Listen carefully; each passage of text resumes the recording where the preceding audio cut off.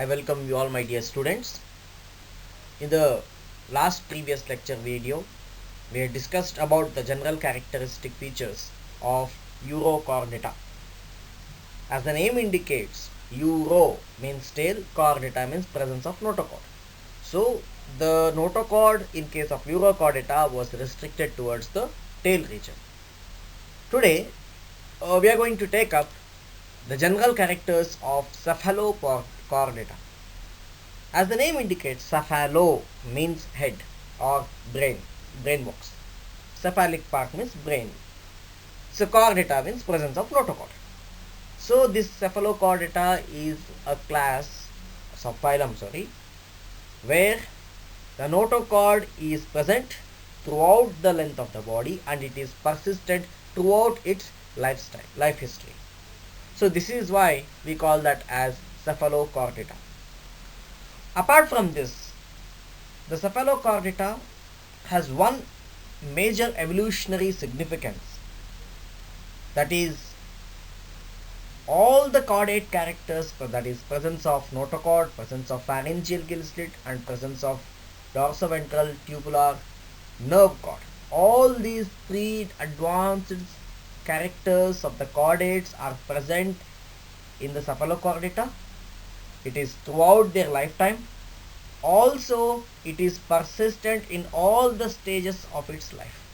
So this makes cephalochordata as a one evolutionary advantage over its predecessors, that is hemichordata and hemichordata and urochordata.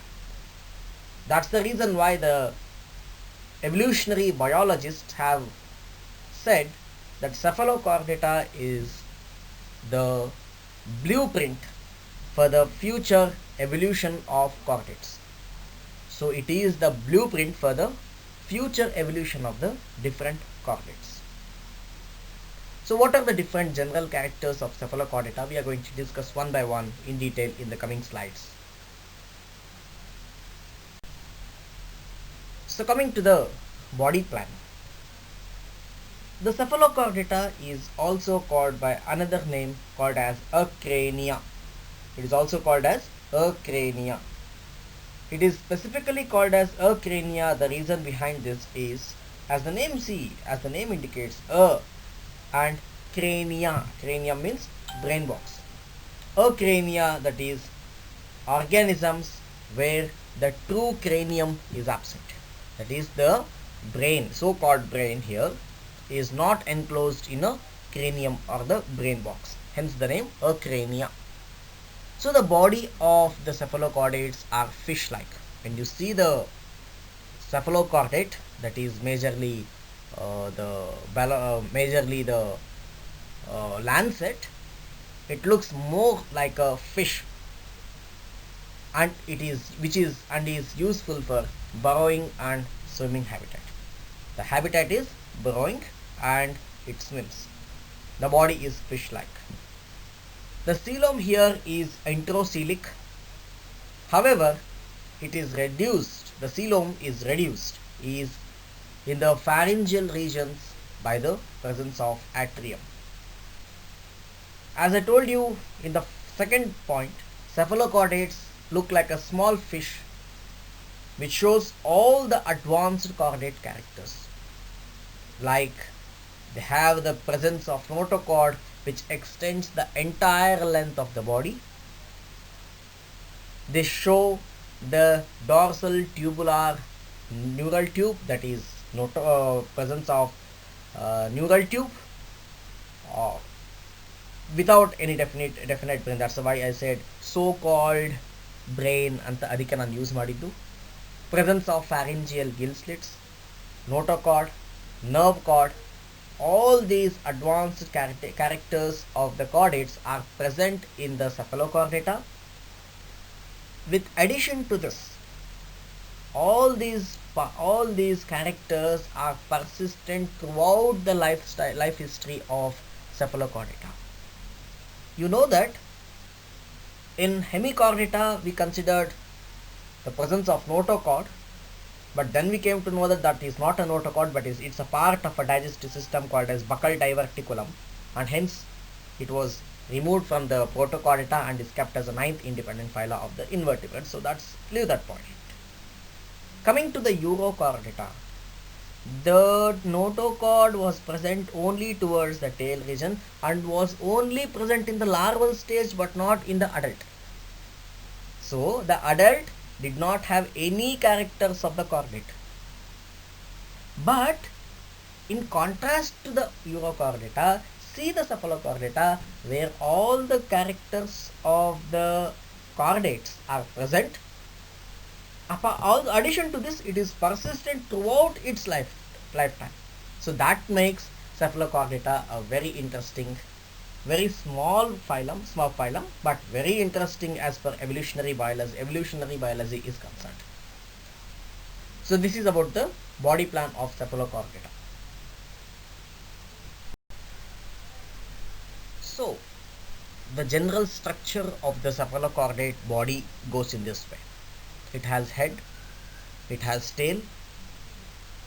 Appendages in case of Cephalochordata is absolutely absent. There is a presence of dorsal, caudal, ventral fins. So there is a dorsal fin, there is a ventral fin. Also the tail is covered by the caudal fin. See, the presence of fins is the main character of the class Pisces, superclass Pisces.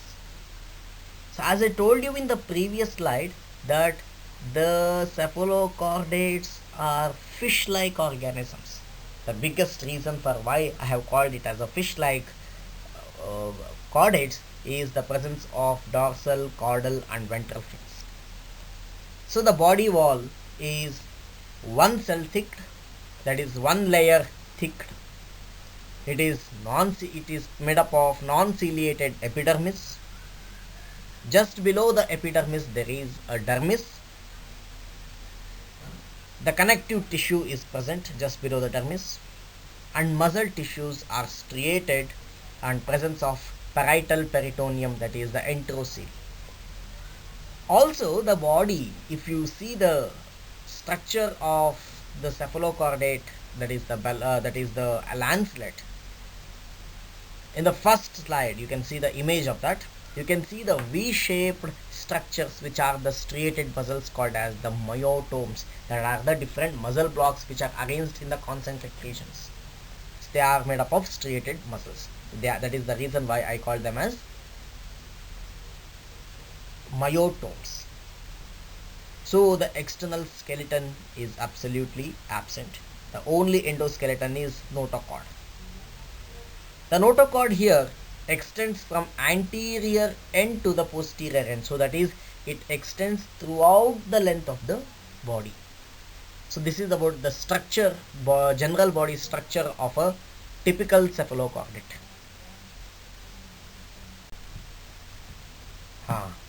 Now coming to the different physiological details of the cephalochordata. First, taking up digestive system.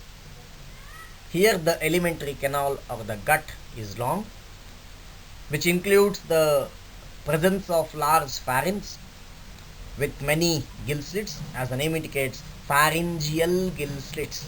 So the gill slits which are present in the pharynx region.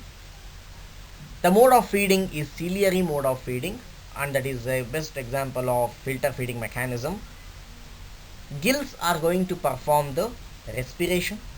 So the gills is due because the major function of the gills here is to perform the process of respiration. There is a closed circulatory system. The trend of closed circulatory system is seen in case of cephalochordata. Heart and different respiratory pigments are altogether absent. One special character here, hepatic portal system is present. So hepatic portal system is a different type of system which is seen in higher vertebrates. This hepatic portal system is seen in case of cephalochordata. That is very interesting here. However, see, the excretory system is poorly developed, which shows the paired protonephridia, that is the flame cells with different solenocytes. So the excretion is through protonephridia, which contains the solenocytes. The brain is not present. That is, the brain is not present ಅಂತ ಹೇಳೋಕ್ಕಿಂತ brain is not distinctive ಅಂತ ಹೇಳಿದ್ರೆ correct ಆಗುತ್ತೆ. The right word is brain is not distinctive. So brain is not distinctive. Usually ಏನಾಗುತ್ತೆ ಅಂತಂದರೆ nerve ಕಾರ್ಡಿನ anterior part bulge ಆಗುತ್ತೆ. It becomes a large group of ganglions which is termed as the brain. Here neural tube or the nerve tube is present, but the anterior part of the neural tube is not modified into a paired ganglia, which may be the example of central nervous system called as brain. So brain is not distinctive anta helabahudu. So that is the right word instead of using brain is not present, as I have mentioned in the point. So two pair of cerebral and several pair of spinal nerves are present. So spinal nerves idave which arises from the nerve tube, nerve cord, but cerebral nerves ಇದೆ. So cerebral nerves ಇದ್ದ ತಕ್ಷಣ cerebrum ಇರಬೇಕು ಅಂತ ಅರ್ಥ ಅಲ್ಲ. That is the brain. So the spinal nerves are present, but the cerebral two pair of cerebral nerves are present, but brain is not distinctive. So these are the different physiological characteristic features of cephalochordata.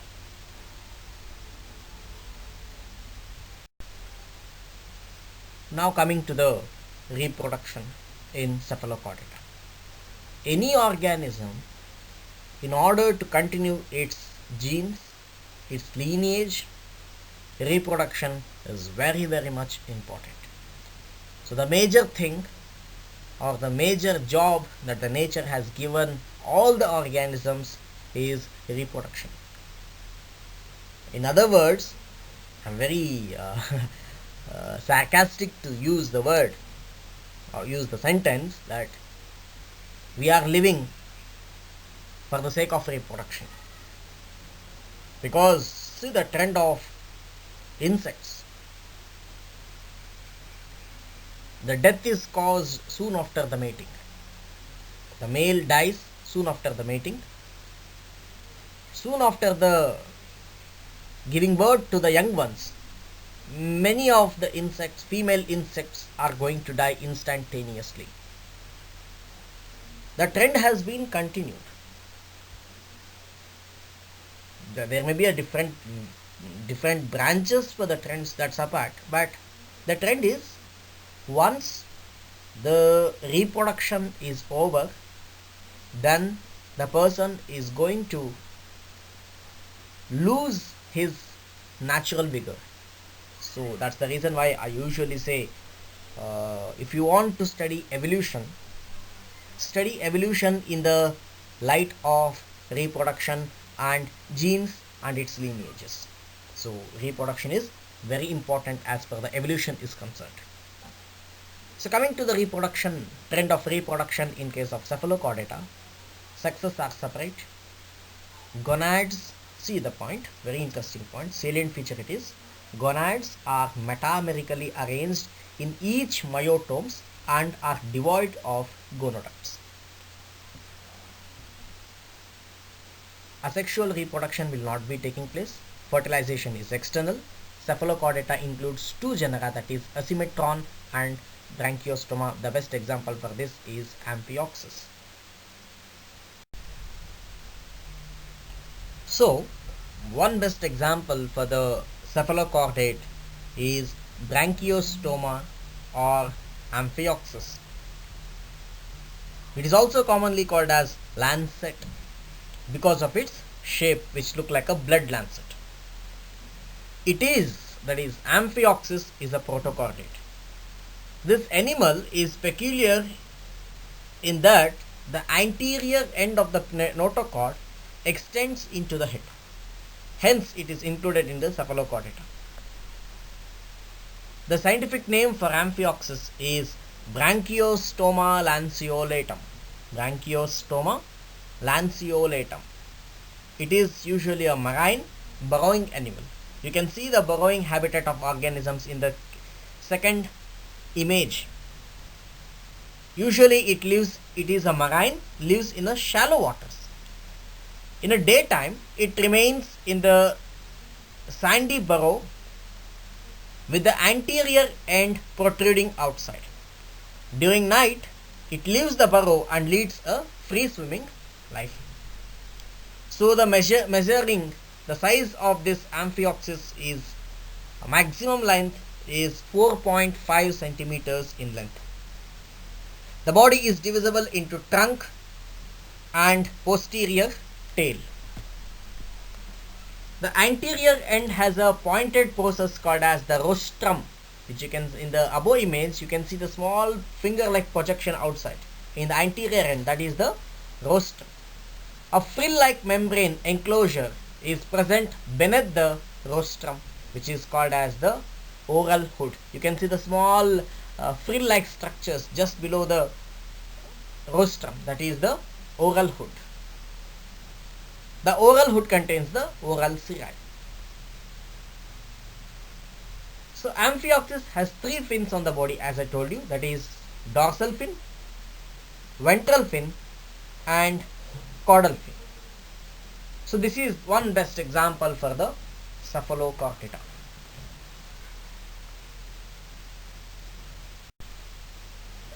Well student, this is all about the general characters of Cephalochordata. If you have any doubts, questions, clarifications, you can ask. My mail ID is on the first slide. If you are not subscribed the channel yet, please do subscribe the channel and press the bell button so that you can get the notifications of the next videos or the further videos that are being uploaded. If you have any doubts, you can, as I told you, you can mail me. I'm sure most of you have my contact numbers, so you can text me, call me. If you want to ask any doubts in person, wait for the lockdown to lift and you can let the offline classes commences. Then you can ask your doubts in person so that it would be very easy for me to answer all your queries. So with this, we are completing the general characters of Cephalochordata. In the next slide, in the next video, we'll take up one interesting evolutionary bizarre or a very different weird evolutionary trend called as retrogressive metamorphosis, taking Ascidia as an example, which is an example of Urochordata. Retrogressive metamorphosis in Ascidia is asked for 10 marks question, which is very important question as per your examination point of view is concerned. We'll discuss that each one by one in detail. Thank you for listening to the video. Again, I request you, if you have not subscribed, subscribe the channel and press bell button for the future videos and notifications. Thank you one and all, dear students.